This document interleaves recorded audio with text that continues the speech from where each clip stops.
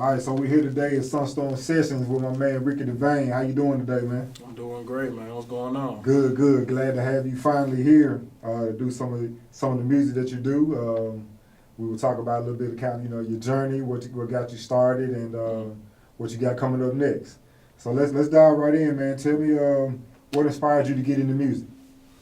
Well, I've always been in music pretty much my whole life. You know, my parents are pastors, so I always had a semi-musical background. But beyond that, before they were pastors, they were clubbers. So they listened to everything: house music, Prince, rock and roll, extensive. My dad was actually the first person to put me on Kurt Cobain and Nirvana and stuff like that. So Wow.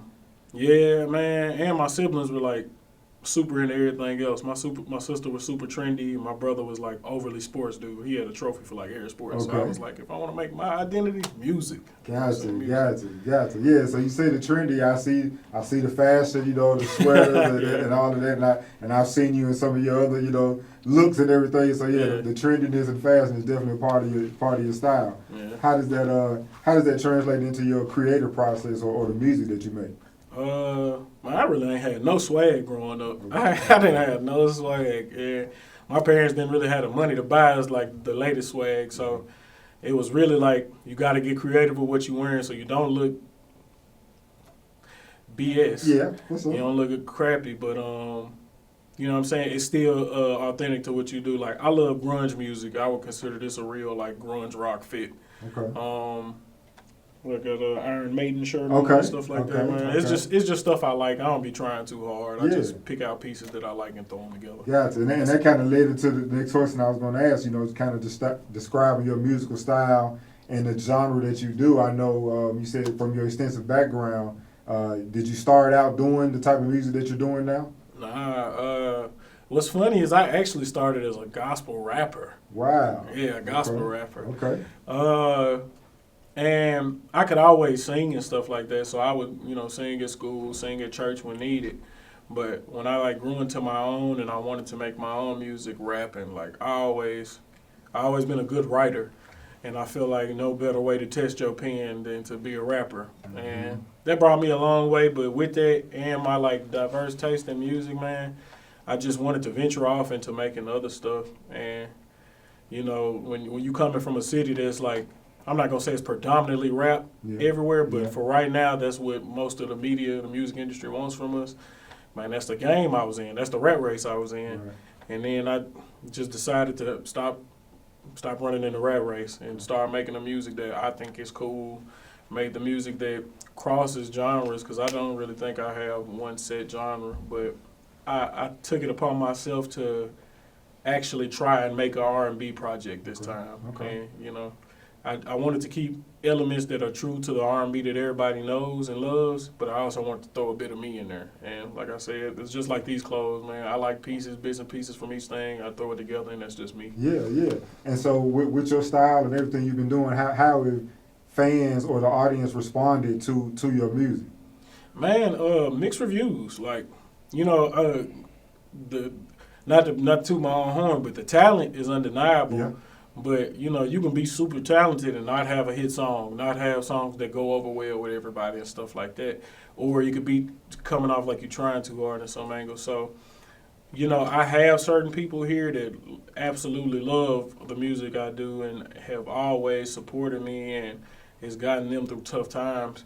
But in other spaces, some people might be like, get that weirdo up out of here. Like, what I'm saying? Like, that ain't what we on. Where the 555? Yeah, for sure. I got you. Well, speaking of hits, I was kind of listening to you warm up a little bit, and I heard Pressure. Yeah. And that would immediately stuck in my head. Like, how has that one been going for you? Have you been getting some good praise for that one? Man, Pressure actually isn't released yet. Wow. There's only one of the songs that I'm going to be doing that's released. Okay. The rest of these are coming up on the R&B project that I've been working on, but that's definitely a fan favorite from everybody who's heard it. And that was me challenging myself to make a more like just good sounding song, sonically good song, pleasing to the ear, not too overly complicated, not too overly rap, not too overly singing, just a sonically pleasing song, and I think it came out pretty Absolutely. well. I think it did too. So you mentioned R&B. So what do you think about, you hear people say, especially in Memphis, R&B is dead or the R&B scene here, you know, sucks or whatever. All that. Like, how do you feel about that? Man, I'm kind of torn because there's definitely, undeniably, some great R&B artists here, but there isn't really a scene for that here. There's not like a cohesive scene where you see a bunch of R&B artists linking up, or, you know what I'm saying, the bigger R&B artists linking up and making music together and stuff like that. And that's really nobody's fault for real. It's just what the main export here musically is rap. Mm-hmm. So there hasn't really been a space for, or in my opinion, for the R&B scene here to thrive and flourish. But the sound, the feeling, the soul, the music is alive and well more than ever, in my opinion. Yeah. And people are challenging themselves to just make cooler music these days. And I feel like we have an opening for the scene to flourish right now. There's a lot of stuff going on the rap side of the world here. And I feel like that's going to open the door for people to want more from, I can say us now, the R&B artists here. Absolutely. Yeah.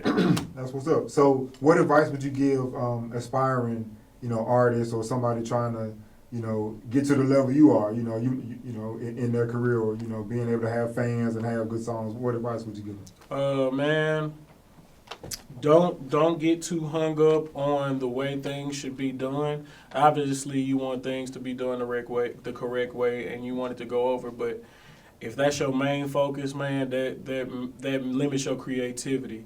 Like, man, I'm a YouTube beat guy. You know what I'm saying? I still go and get some YouTube beats. Bryson Tiller, Trap Soul, Sir's first album. Like, these are some of the greatest R&B artists we have right now. Man, they was going YouTube beat crazy. Like, and if it blow up, let me blow up. But to add to that, man, don't be afraid to venture out with your sound. Like, get in the gym, put up them shots, man. Like, that's what I call just making demos, making a bunch of songs. Get in the gym, put up as much shots as you can so you can perfect your shot, perfect your sound. Like, my music is so unique to me right now is because I literally went and tried everything else, like, at least once. Everything else, at least once.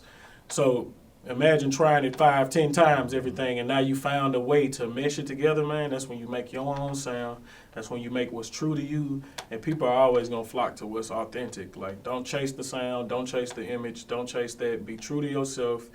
Make sure your business is in order for sure. Make sure you get like-minded individuals around you, man, who have the same goal or similar goal, who will keep you accountable, keep you on track, and won't, you know what I'm saying, who won't make it easy for you to chase the dream, And that's pretty much it. Just be yourself. Good deal. Good stuff. So lastly, what are some of your goals or aspirations, or where do you see yourself in the near future? What are some things you want people to know about you, or anything you want the people to know right now? Off the top of my head, the one of the biggest things that I want as a goal for me, near and far-sighted, is I want to be known as one of the greatest writers from Memphis, period. So, you know what I'm saying, I'm not all sold up into only making my own music, even though I can be sometimes, but that's just being an artist. I want to be recognized as one of the greatest writers from this city, and one of the greatest talents. I want to buy my family some land, make some money, get some Grammys, I want to change my life with this. And honestly, like, I've teetered around the industry so much that it's like, okay, if you get that, what do you want after that? I want happiness. I want peace. I want a legacy. I want people who follow my music and that learn my formula to thrive. You know what I'm saying? Create their own formula. That's what I want. Good deal, good. Well, that sounds good, man. Well, look, we appreciate you coming by Sunstorm Sessions. Glad to have you. I'm glad to be here. Absolutely, man. We're going to keep an eye out for everything you got going, man, and much success in the future, man. Man, thank you. Love. Yes, sir.